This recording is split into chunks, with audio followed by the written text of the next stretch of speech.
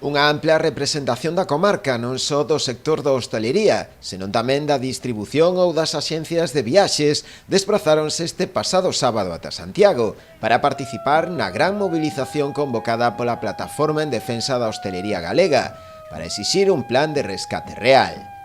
A marcha, que coincidía co día no que se cumpría un ano dende a declaración da emerxencia sanitaria por parte da Xunta, percorreu diferentes rúas da cidade, para rematar na Praza do Obradoiro.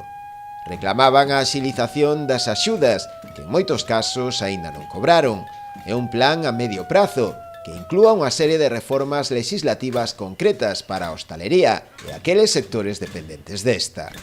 Nese documento, a plataforma solicita tamén unha compensación do 50% sobre a facturación media entre os anos 2016 e 2019, ademais da suspensión de taxas e impostos, unha rebaixa do IBE ao 4% e unha reducción do 50% dos alugueiros.